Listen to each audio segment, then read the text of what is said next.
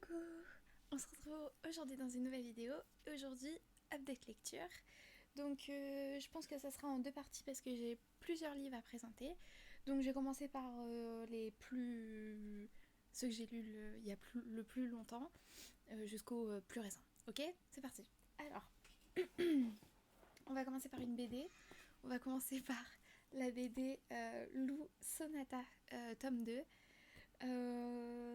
J'ai pas énormément de choses à dire à part que c'est très chouette, mais que ça se voit que c'est un tome intermédiaire vers le dernier tome, parce qu'apparemment il y en aura que 3.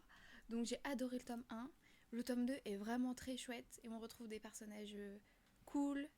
Et la fin est vraiment, vraiment chouette. Donc je pense que le tome 3, ce sera probablement le meilleur des 3, je pense. Donc, et les images sont vraiment chouettes et on retrouve enfin, je retrouve un personnage que j'adorais quand j'étais enfant, donc forcément beaucoup de nostalgie et vraiment, vraiment chouette. J'ai trouvé que l'histoire était sympa et, c'est Mimi à lire. Donc ensuite, je pense que c'est mes lectures vraiment les plus loin. J'espère que j'en ai pas oublié, sinon c'est pas grave, ce sera dans une autre vidéo. Donc j'ai parlé de détester Adam Connor. Donc alors phénomène TikTok, moi je l'ai jamais vu sur TikTok. Mais enfin, que dire. Alors il me semble que je l'ai mis dans mon carnet de lecture. Ça a été le premier livre que j'ai mis dans mon carnet de lecture. Et si vous voulez savoir la note que j'ai mis après l'avoir fini, je lui ai mis 2 sur 5. 2 pour la plume de l'auteur, 2 pour les personnages et 2 pour l'histoire. Et en commentaire, j'ai dit que l'idée était pas mal, mais qu'il y avait trop de sexe et que c'était trop vulgaire pour moi. Et que au bout d'un moment, la personnalité de Lucie, la protagoniste féminine, j'en ai eu marre. Que Adam, le personnage masculin, il est sympa, mais pour être très honnête, il a rien de particulier. Il est là, quoi, il est sympa, mais bon. Ah oui, qu'il était sympa dans Le Père dévoué, ce que j'ai écrit, et Père dévoué et aimant, mais pas mémorable. et, euh, et que je me suis pas mal ennuyée, même quand il y avait des rebondissements. Donc voilà, ça résume complètement le livre. Si vous voulez un petit speech, Lucie, c'est un des personnages qui faisait partie, c'était la meilleure amie de Olive dans Love, Jason Thorne, si vous voyez de quel livre je veux parler. Donc ça c'est le tome suivant, mais c'est pas vraiment des tomes qui suivent, c'est des personnages différents quand même si on retrouve Olive et Jason dedans, qui sont des personnages que j'apprécie encore. Mais Lucie, elle est agaçante en fait. Et donc, en gros, elle va s'installer chez sa meilleure copine Olive, du coup, Lucie. Et à côté de chez Olive vient s'installer l'acteur Adam Connor et son fils. Et du coup, elle va commencer par les espionner par-dessus le muret. Et du coup, voilà, l'histoire va se déclencher comme ça. Et donc, elle va finir par se faire piéger. Et je trouvais que le concept c'était sympa, c'était rigolo, le fait qu'elle l'espionne. Bon, c'est un peu bizarre quand même, mais et qu'elle se fasse avoir, etc. Bon, il y avait du potentiel, mais le début était pas mal. Et dès lors comme souvent d'ailleurs, dès lors où il commence à y avoir du sexe, je décroche complètement parce que c'est mal écrit. Et après, je trouve que l'histoire n'a plus beaucoup de sens. Enfin, après, tout ce qui suit, c'est hyper banal, hyper comme tous les autres bouquins. Donc, je vous avoue que c'est pas trop un bouquin que je vous recommande. Ensuite, c'est quel que j'ai lu après? Je me souviens pas. Bon, on va passer à celui-là. Donc, c'est How I Met Your Ex. Et c'était une bonne lecture, vraiment une très bonne lecture. J'ai mis quelle note? J'ai mis 4 sur 5. J'ai mis 3,5 pour la plume de l'auteur, 4,5 pour les personnages et 4 pour l'histoire. Donc je vous lis le commentaire que j'ai mis. J'ai mis franchement chouette, la quatrième de couverture ne rend pas du tout justice au bouquin, car je m'attendais pas du tout à ça. Trigger warning pervers narcissique. Mais on suit la vie d'une fille random qui vit une mauvaise passe et finalement la romance est carrément au troisième plan, mais très chouette. Bah, c'est complètement ça, je résume hyper bien les bouquins. C'est vraiment, on suit vraiment la vie de cette fille, comment elle s'appelle déjà, Harriet, où elle est enfermée dans une relation dans laquelle elle se sent pas très bien, donc elle décide de se séparer.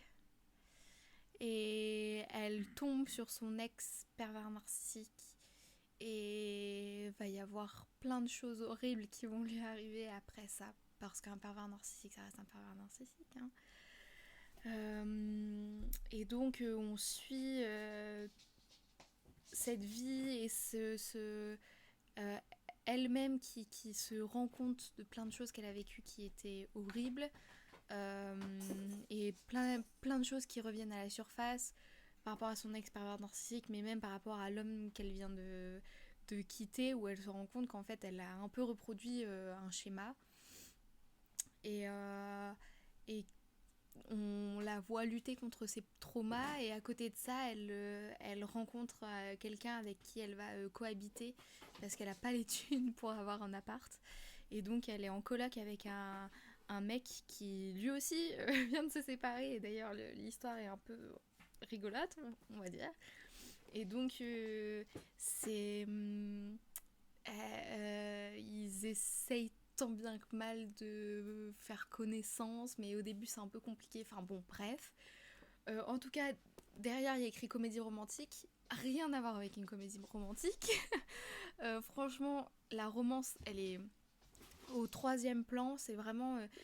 la romance, elle est un petit peu quand elle rencontre ce mec-là, mais elle est un peu plus présente vers la fin du livre parce que ça va un peu mieux dans sa vie à elle, mais c'est vraiment pas enfin je m'attendais pas du tout à ça, et pourtant c'était vraiment chouette. Donc en vérité je vous le recommande vraiment, mais c'est pas forcément facile à lire. Je vous avoue qu'il y a des moments j'étais un peu en mode ouh, punaise. Et ah oui, il y a des enfin c'est vraiment la vie d'une fille normale, enfin vraiment c'est quelqu'un vers qui on peut s'identifier parce que c'est des choses qui arrivent tellement souvent, que ce soit nous-mêmes ou nos copines ou des gens qu'on connaît de loin ou de près, enfin franchement vraiment chouette, et je vous le recommande vraiment, et j'en ai jamais entendu parler nulle part, et pourtant faudrait parce qu'il est vraiment bien. Ensuite j'ai lu, attention, bouquin catastrophique, j'ai lu My Missing Piece, le tome 1. Euh... Que dire? Alors attendez, je vais vous lire ce que j'ai écrit quand même, hein. Alors, j'ai écrit... j'ai mis une note... Bon, quand même. J'ai mis 2,5. J'ai mis plus qu'à celui-là. Donc pas si mal que ça au final. J'ai mis 3 pour la plume de l'auteur, 2 pour les personnages et 2 pour l'histoire. Je vous lis le commentaire. J'ai mis, je pense qu'il y a 4 ans j'aurais adoré, mais aujourd'hui c'est plus trop de mon âge. C'est archi vrai en fait. Plusieurs moments où j'ai levé les yeux au ciel, mais malgré tout je l'ai lu en 3 jours. Ouais, je l'ai lu hyper vite. Une lecture fluide, pas prise de tête. Je lirai pas le tome 2, mais c'était pas une lecture catastrophique. Bon, au final, c'était pas si catastrophique que ça. Mais quand même, c'était mauvais. C'était mauvais. Des personnages agaçants. J'avoue qu'il y a certains passages où je lisais que les dialogues parce que vraiment l'entre-deux c'était trop lever les yeux au ciel pour moi. Et il me semble que c'est un bouquin issu de Wattpad ah bah oui, il y a écrit ça. 2 millions de lectures Wattpad. Donc j'aurais dû m'attendre. J'aurais pu m'y attendre. Je m'y attendais un peu quand même, mais j'étais intriguée parce que tout le monde en parlait et tout, et je suis un peu une petite jeune. Mais donc j'achèterai pas le tome 2. Après, j'avoue que c'est écrit hyper fluide. Je l'ai lu d'une traite, franchement. Je l'ai pas spécialement posé en me disant je le reprendrai la semaine prochaine, parce que ça se lit très bien. C'est pas bien écrit, mais c'est pas mal écrit comme certaines histoires Wattpad peuvent être écrites. Donc je vous le recommande pas forcément si vous aimez lire ce que j'aime lire, dans le sens où c'est trop cliché, trop trop ce qu'on lit depuis 10 ans.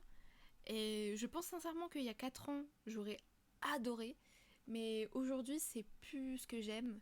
Donc j'avoue que ça a été mitigé quoi. Donc bon, je vous le recommande pas, mais c'était pas si catastrophique que ça au final. Mais vraiment trop vulgaire. En plus, c'est hyper vulgaire. J'aime pas ça du tout. Est-ce que je parle d'un autre ou pas? Là, j'en ai parlé de... Bah non, j'ai parlé de 4. Donc les 4 autres, ils sont pour une autre vidéo. Donc la vidéo suivante sera un autre update lecture. Donc bah, je vous fais plein de bisous du coup. Ciao ciao.